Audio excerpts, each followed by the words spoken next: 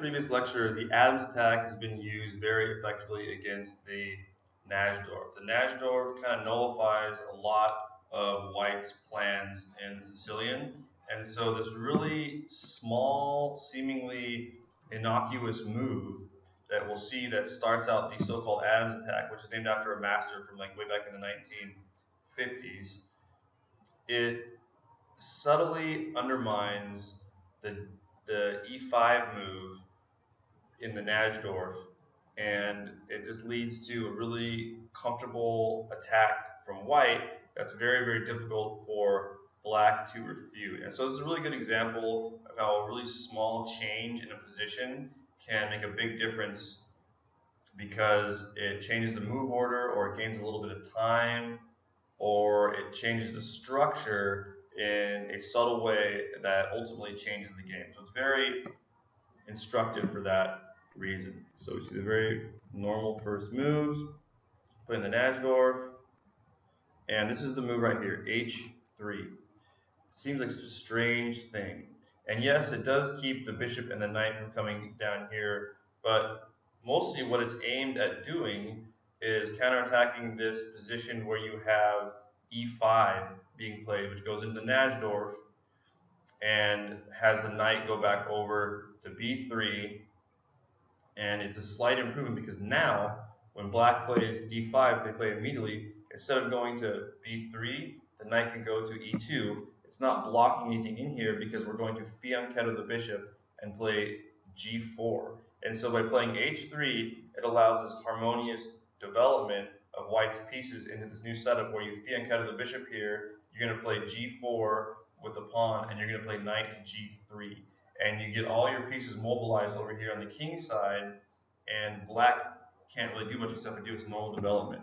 So if they just continue with normal Najdorf moves like bishop to e7, White will play g4 and expand. And notice that White is now expanding pretty rapidly over here on the king side. It's good development. Even though he took a move to play h3, it allows for so much harmonious development afterwards that's worth it to take the time to play h3. Notice, if you remember our Yugoslav attack and our English attack, we have to play f3 and then g4 and then h4, and it takes multiple moves. Well, now we're sort of killing two birds with one stone with this h3 move, and it leads to lots of other good things. In chess, we're always trying to save time. It's about moving your pieces efficiently. So every time you make a move, if you can do something that is both defensive and offensive, that's good. If you can do something that is both strategic in terms of prophylaxis, in terms of the positioning, and then leads to something else that you want to do with your other pieces later, that's good. We can't be thinking in terms of just one move. We can't even just be thinking in terms of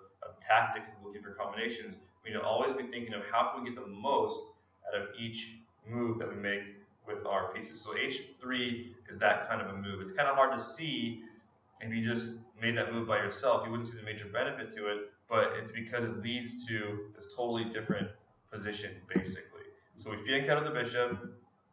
Let's say we play b5 like normal. Now we castle kingside, and a good way to play against this h3 move, against the Adams attack, grandmasters have analyzed, is to fianchetto the bishop as well. And then if you get the opportunity to later, just trade these bishops off, and it can nullify that strong bishop and kind of weaken the king position a little bit. So this has been the favored way to play against it at the highest levels, instead of putting your bishop on e6 like we saw before. So again, the Najdorf is super flexible because you can put your bishop here and fianchetto it on b7. You can push it on, put it on e6. You can put your knight on d7. You can put your knight on b6. And each of those subtle differences has a really big difference on the position. And now this bishop is helping to defend the d5 square, putting pressure on the e4 square, and allowing for harmonious development of your pieces as well. So again, we have a strategic fight in the Najdorf that kind of gives both sides a lot of chances.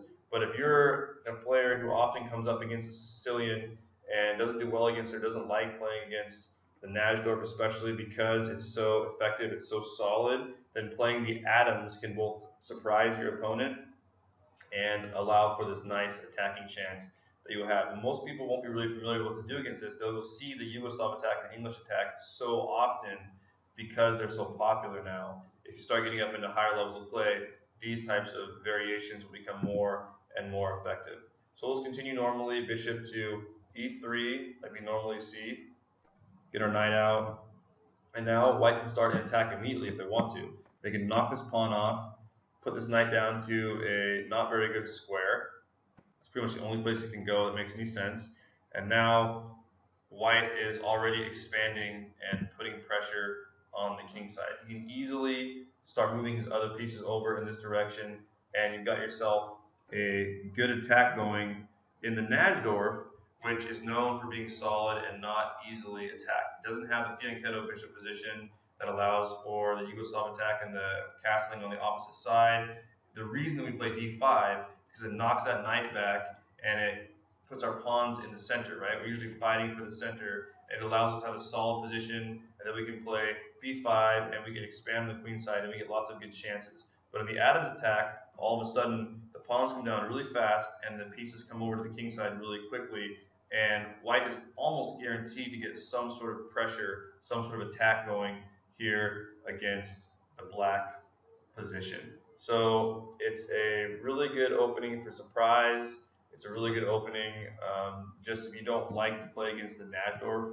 Usually, black kind of has to untangle here. He doesn't want to play d5. He could play this move b5 right away, but the knight can now come down, and it's kind of annoying. So it's kind of tricky. We can play this knight, try to improve this knight, maybe expand and play d5 now, or maybe just reroute the knight to e6, which probably would be a good thing to do.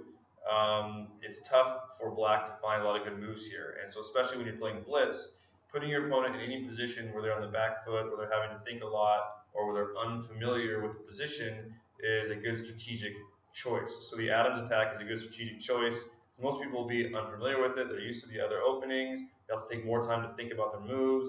They can more easily make a mistake. Meanwhile, your plan is very clear. You can just bring your pieces over. Look, you can bring the queen, even right now, all the way over here to h5 or h4, right across from the king. It's very dangerous. Notice his knight can come down, his pawns can come down, and black's pretty much going to be forced to play defense. He can't easily get his pieces over depending on what he does. He's going to probably want to try to trade some pieces off here if he can. But in this case, notice it fails. He's got too many. He would lose material in this case. Actually, that would have worked out well if you were able to successfully do that. But white simply doesn't have to take. He can just let it go there and continue to rapidly advance or attack. Okay. Actually, I like putting the queen here better, because then black does this. We can just push these pawns. There's a tactic there. Count that. Okay, so there's lots of calculating that you need to do. The goal of my courses isn't to show you all the combinations and tactical variations. A computer can do that, right? And it's super complicated. The goal is to show you guys the patterns, the positions, and the typical setups, things that you want to be able to think about. You're going to have to do your own calculating in the game. But the Najdorf, it's a very, very good weapon for black. It's more and more popular at the higher levels of the game because it nullifies a lot of white's most popular and dangerous attacks and gets a really good position. So playing h3 and going into this setup in the Adams attack can be very effective. So definitely go out there and try this in your games to see if you can't get some good wins with it.